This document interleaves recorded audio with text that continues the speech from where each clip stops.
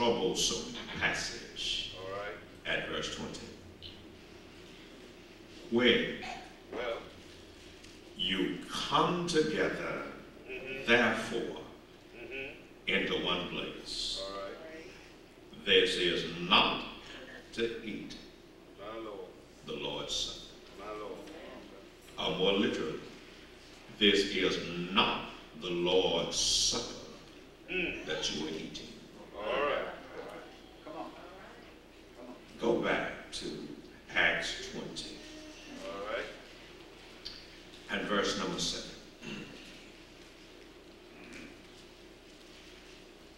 And upon the first day of the week, when the disciples came together to break bread, Paul preached unto them, ready to depart on the morrow, and continued his speech until midnight.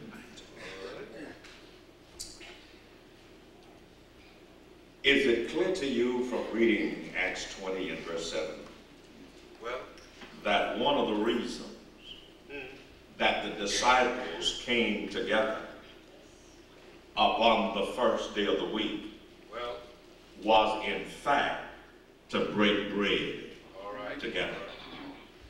They did in fact observe the Lord's Supper.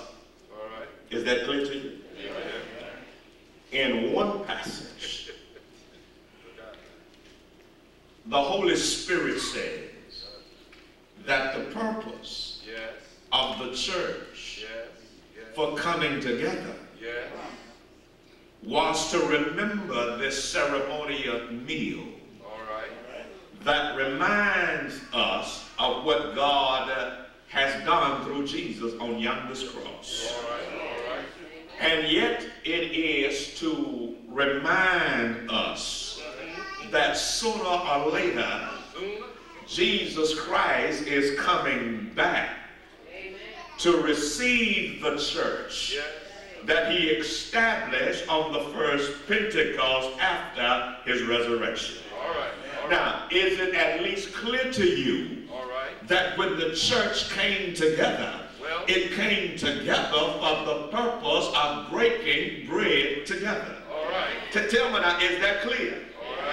Now, in another passage, at 1 Corinthians 11, on the surface, it looks like we have a contradiction.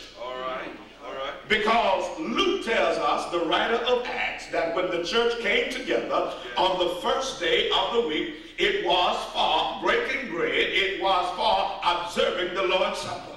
And yet here is this strange passage tucked at 1 Corinthians 11 and verse number 20, that if you read it out of its context, it's going to contradict what Luke has already said.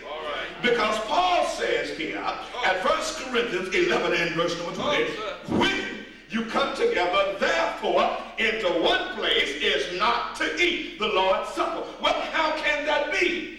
When Luke tells us when the church came together, it came together for the purpose of observing the Lord's Supper. Y'all got time to hear this?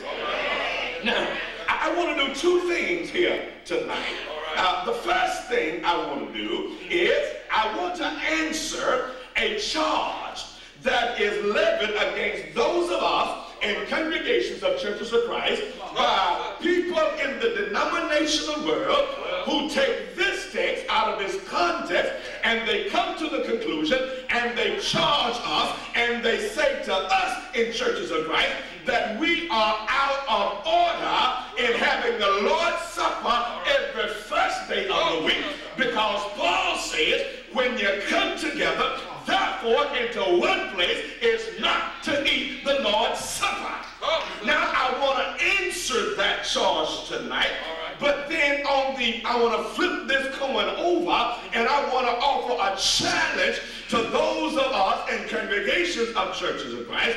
I want to you tonight that it takes more than crackers and juice to make the Lord's Supper the Lord's Supper. Oh, it's going to get quiet up in here tonight. You see, I want to answer the charge, and then I want to issue the challenge. Because for too long in congregations of churches of Christ, we have assumed that the Lord's Supper is just about a small glass of juice and a piece of cracker. I'm going to show you tonight that you can drink the juice and you can eat the cracker and still not participate in the Lord's Supper. I want to talk about tonight. Guess who's not coming to supper. I'm going to argue tonight, based upon this text, that a situation